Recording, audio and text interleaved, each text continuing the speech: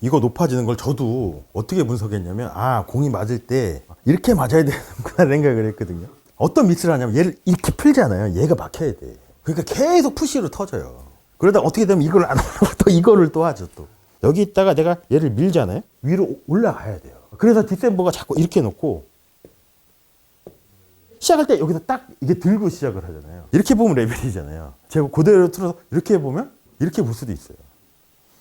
그래서 디셈버 스윙에서 제일 오해를 하는 게 뭐냐면, 디셈버가 플레인 앵글을 업라이트하게 만들려고 손을 이렇게 멀리 뻗어서 이렇게 한 건데, 이거를 클럽 샤프트 연장선 연결 한번 해볼까요? 레벨이라는 거예요. 이걸로 봐서 이렇게 보이잖아요. 이렇게. 플레인 앵글은 이동할 수 있다는 얘기인 거거든요. 그래서 플레인 앵글 변화는 플레인 앵글 이동에 따라 분류가 되는데, 백스윙 중에 이동을 할 수도 있고, 다운스윙 할 때도 이동할 수도 있고, 백스트로크 탑에서도 이동이 이루어질 수도 있대요. 엘보나 턴드 숄더 플레인 앵글 안에서만 이동하는 거는 그다지 나쁜 스윙이 아니라는 거죠. 자, 요 검정색 요 선이 뭐냐면 클럽 샤프트가 갖고 있는 자체 라이 앵글, 플레인 앵글일 수도 있겠죠. 자, 근데 우리 몸은 이렇게 숙이고 있잖아요. 바닥에 있는 볼을 치기 위해서. 클럽이 갖고 있는 요 라이 앵글, 플레인 앵글을 유지하면서 우리가 백스윙으로 하는 게 가능하냐는 거예요. 어드레스 했으면 이 라이 앵글이 이렇게 있잖아요. 그럼 우리가 스윙을 할 때 이 라이 앵글을 그대로 이렇게 유지를 하면 너무 낮다는 거죠. 물론 할 수는 있는데 이거는 되게 비효율적인 스윙이 나올 것 같아요. 그럼 어떤 동작이 나와야 될까요? 백스윙을 할 때. 그렇죠. 패닝 픽업이 하면서 결국은 내가 이 플레인 앵글, 클럽에 갖고 있는 라이 앵글이 처음에는 조금 이렇게 가다가 결국은 한번 이렇게 높아지는 이동이 필요하다는 거죠. 자, 근데 가장 이상적인 거는 뭐냐면 플레인 앵글 이동 없이 올라갈 때 그대로 갔다가 내려올 때 그대로 가기만 하면 그게 가장 이상적인 걸 수도 있겠죠. 그럼 어드레스 때 어떻게 플레인 앵글을 바꿔주면 이동 없는 백스윙이나 다운스윙이 가능하냐에 대해서 고민을 한번 해보자는 거죠. 어드레스 때 이렇게 돼 있어요. 그리고 이 빨간색 선이 뭐냐면 우리가 얘기했던 턴드 숄더 플레인 앵글, 약간 업라이트한, 요게 검정색이 뭐냐면 아까 봤던 핸즈 온리, 가장 낮은 플레인 앵글일 수도 있거든요. 그래서 디셈버가 손을 멀리한 거예요. 요 검정색 요 플레인 앵글을 이 턴드 숄더 플레인 앵글로만 맞춰주면 되죠. 노란색 선 두 개가 손이고 여기가 팔꿈치고 얘가 팔뚝이에요. 얘만 이쪽으로 가면 되는 거죠. 손이 가까워요. 이 상태에서 얘를 이렇게 길게 뻗으면 조금 더 업라이트해지겠죠. 그렇죠. 근데 얘는 안 깨지는 거예요. 사실상 이렇게만 맞춰주면 되잖아요. 이렇게만. 손이 내 몸에서 가까워지면 어떻게 되냐면 얘가 샤프트보다 위에 있어요. 근데 여기서 내가 얘를 길게 이렇게 뻗어주면 자연스럽게 오른 팔뚝하고 클럽 샤프트가 같은 면에 놓겠죠. 그리고 자연스럽게 라이 앵글이 업라이트해질 수도 있다는 거예요. 그럼 이 클럽 헤드가 어떻게 되냐면 사실상은 여기 있다가 내가 얘를 밀잖아요. 위로 올라가야 돼요. 그래서 디셈버가 자꾸 이렇게 놓고 시작할 때 여기서 딱 이게 들고 시작을 하잖아요. 디셈버가 골핑 머신에서 가장 신경 쓰는 부분이 뭐냐면 이 파트예요. 그 제로 시프트래요. 스윙을 할 때 플레인 앵글에 이동 없이 스윙하기 위해서 이 패턴을 썼다는 거예요. 레벨이라는 거 우리 이해가 됐잖아요. 요 왼팔하고 클럽 샤프트가 이렇게 V자 쉐이브. 자, 근데 요 샤프트랑 오른 팔뚝은 같은 면에 있죠. 요 빨간 선 위에 뭐가 있나요? 그럼 어떻게 된 거죠? 왼팔하고 클럽 샤프트가? 레벨이에요. 이렇게 보면 레벨이잖아요. 제가 그대로 틀어서 이렇게 보면 이렇게 볼 수도 있어요. 그래서 디셈버 스윙에서 제일 오해를 하는 게 뭐냐면 디셈버가 플레인 앵글을 업라이트하게 만들려고 손을 이렇게 멀리 뻗어서 이렇게 한 건데, 이거를 그러니까 이제 디셈버는 보상 동작 없는 스윙을 하고 싶었던 것 같아요. 왜냐하면 이렇게 손이 이렇게 가까워지면 이렇게 하면 안 되니까 한번 이렇게 높게 가는 동작을 하면 다시 제자리를 찾아오든가 뭔가 다른 게 있어야 되잖아요. 그럼 이렇게 맞춰놓으면 어떻게 되냐면 오른 어깨만 저 빨간 선으로 위로 뒤로 빠졌다가 그대로만 가면 얘 제자리를 찾아갈 수 있는 확률이 상당히 높아지니까 이 패턴을 이제 선택을 한 거죠. 근데 우리 아까 이거 보지 않았나요? 손을 가능한 내 몸에서 멀리 하라는 거. 익스텐션 액션을 적용하여 왼팔을 스트레칭하고 가능한 손을 몸에서 멀리 가래요. 얘가 가까워지잖아요. 손이 오른팔 입장에서 손이 내 몸에 가까워지잖아요. 그럼 클럽 샤프트하고 얘하고 얘 깨져요. 근데 얘를 뻗으면 자연스럽게 얘가 이렇게 접히니까 그럼 이 상태 그대로 지켰다가 그대로 가면 되겠죠. 근데 디셈버는 이 골핑 머신 책을 거의 외운대요.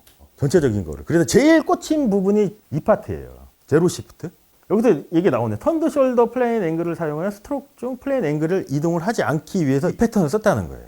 베노간의 5 레슨지에 있는 왼팔과 클럽을 베노간이 이렇게 놓으면 가장 이상적이라고 해서 나온 그림인데, 클럽 샤프트 연장선 연결 한번 해볼까요? 레벨이라는 거예요. 이걸로 봐서 이렇게 보이잖아요. 이렇게. 근데 이 베노간 요것만 갖고도 얘기하면 재미난 게 많거든요. 근데 제가 볼 땐 베노간의 요 5레슨즈를 오해하시는 분들도 상당히 많더라고요. 그럼 과연 이 디셈버 스윙만이 정답이냐는 거예요. 아니잖아요. 근데 우리가 그거 예전에 저는 많이 봤거든요. 어드레스 때 손위치랑 임팩트 때 손위치가 동일할까요? 틀릴까요? 근데 디셈버 같은 경우는 틀릴까요? 동일할까요? 네, 그렇죠. 어드레스 때보다 임팩트 때 손위치가 더 높잖아요. 그걸 우리는 어떻게 분석했나요? 그래서 프로님이 아까 이거라고 우리는 오해했을 수도 있어요. 근데 이게 아닐 수도 있다는 거예요. 네네네. 교육을 받고 봐야지 네. 보일 수가 있겠네요. 네네네. 일반 사람들이 볼 때 진짜 안 보여요. 근데 그게 왜 그러냐면 이게 손의 위치가 어드레스 때보다 임팩트가 높은 거는 스윙 중에 한 번에 이동을 했다는 거예요. 플레인 앵글이. 백스윙 중에 엘보 플레인에서 시작을 해서 턴드 숄더 플레인 앵글로 간대요. 이동을 한 거죠. 한 번 이게 높아진 거죠. 이렇게. 근데 내려올 때는 턴드 숄더 플레인 앵글에서 다이렉트로 내려온대요. 그러면 어드레스 때 손의 위치가 여기 있겠죠. 근데 내려올 때는 요 파란 선인 턴드 숄더 플레인 앵글로 내려오는 거겠죠. 그럼 되게 위에 있는 거죠. 근데 우리는 저도 그랬지만 이거를 어떻게 오해했냐면 그래서 아까 프로님이 얘가 이게 펴져야 된다는 것도 아마 이거에 대한 오해일 수도 있다는 거죠. 가르시아, 베노간은 또 같은 위치에서 맞아요. 손의 위치가. 그건 또 왜 그러냐는 거예요. 그렇다고 베노간이 이렇게 턴드 숄더 플레인 앵글로 간 게 아니고 베노간은 되게 플랫했잖아요. 스윙이. 그건 또 왜 그러냐면 두 번의 이동을 했다는 거예요. 더블 시프트. 올라갈 때는 아까 싱글하고 똑같이 가요. 엘보에서 턴드 숄더로 갔다가 내려올 때는 다시 엘보로 와서 그대로 이렇게 맞았다는 거죠. 그럼 손의 위치가 동일할 수밖에 없겠죠. 근데 대부분 80% 이상의 선수들이 이 패턴을 제일 많이 써요. 이 패턴을. 그리고 나머지는 요 패턴도 조금 더 이렇게 쓰고 그리고 가장 이상적이라고 얘기하는 게 요거죠. 근데 이거는 정답이 아닌 거예요. 그러니까 내 선호도에 따라서 바뀔 수가 있어요. 자, 그래서 짐 피우릭 같은 경우는 왜 팔자 스윙을 하냐는 거예요. 이 플레인 앵글 이동으로 우리가 분석을 한번 해볼까요? 짐 피우릭 스윙을. 짐 피우릭이 올라갈 때 왜 업라이트하게 올라가냐는 거예요. 그래서 팔자잖아요. 올라갈 땐 이렇게 갔다가 내려올 땐 이렇게 틀어져서 내려가서 요즘 말로 따지면 샬로잉하고 비슷한 패턴인 거잖아요. 왜 업라이트하게 올라가냐는 거죠. 되게 가까워요. 손이 엄청나게 가까워요. 짐 피우릭은. 일반적인 프로들의 어드레스 때 위치를 보면 요 그립 끝이 발끝에 있는데 짐 피우릭은 어디 있냐면 여기 있어요. 이 상태로 얘가 안 되잖아요. 그러니까 어떻게 되냐면 얘가 높아지는 거죠. 여기서 내려오면 힘을 못 쓰니까 어떻게 되냐면 다시 엘보로 이렇게 찾아오니까 이렇게 봐서는 올라갈 때 이렇게 올라갔다가 내려올 때 이렇게 만든다고 해서 그걸 팔자 스윙이라고 얘기를 하는 거겠죠. 짐 피우릭 스윙을 더 오버해서 하는 스윙이 누구 스윙일까요? 매돌프예요. 그래야지 높게 들 수 있거든요. 그래야지 여기서 더 이렇게 떨어뜨릴 수도 있죠. 매들프 스윙을 보시면 얼마나 업라이트하게 드는지를 확인할 수 있는 게 뭐냐면 일반적으로 턴이 이렇게 되잖아요. 매들프는 어떻게 되어 있냐면 여기 이렇게 되어 있어요.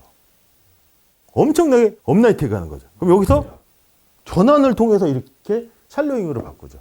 근데 매들프도 조지 겐카스한테 배웠잖아요. 왜 안 바꿨을까요? 조지 겐카스가. 매들프의 이거를. 그러니까 자기 패턴으로 그렇게 해서 스코어가 잘 나니까. 자, 근데 생각 한번 해보세요. 매들프가 우리나라에서 골프를 했으면 매들프가 지금 있을 수 있을까요? 다 바꿨을 거예요, 아마. 이것도 이거예요. 플레인 앵글 변화예요. 모리카와나 더스틴 존슨이나 다 이게 되죠. 그러면 플레인 앵글이 어떻게 되냐? 그럼 내가 몸의 움직임을 더 적극적으로 쓸 수가 있겠죠. 자, 왼손목 콕이죠. 여기서 아치가 되잖아요. 왼손목 어떻게 돼 있나요? 콕이. 그렇죠. 그럼 이 상태로 그대로 내려오면 돼요. 할 게 없죠. 할 게 없죠. 근데 그 얘기가 골프머신에 있어요. 백스윙 탑에서 롤과 언콕을 준비하래요. 그러니까 힘을 쓰려면 얘가 플랫해져야 되거든요. 근데 이거를 잘못 이해하면 어떻게 되냐면 내가 손으로 이렇게 하는 게 아니고 이렇게 들어서 내가 전환을 해서 손목이 부드러워서 이 헤드가 일로 떨어지는 걸 내버려두면 자연스럽게 얘가 이렇게 되는 거지 손으로 이걸 만드는 건 아닐 수도 있다는 거죠. 그래서 모리카와가 그랬잖아. 자기는 한 번도 생각해 본 적이 없다고 얘기를 하잖아요. 본능적인 동작인 것 같아요. 자, 그래서 이렇게 돼 있는 거예요. 근데 이거 말고도 많이 있어요. 뭐 루핑도 있고 리버스 시프트도 있고 그러니까 골핑 머신으로 요걸 갖고 매들프 스윙도 가능하거든요. 다 분석이 가능해요.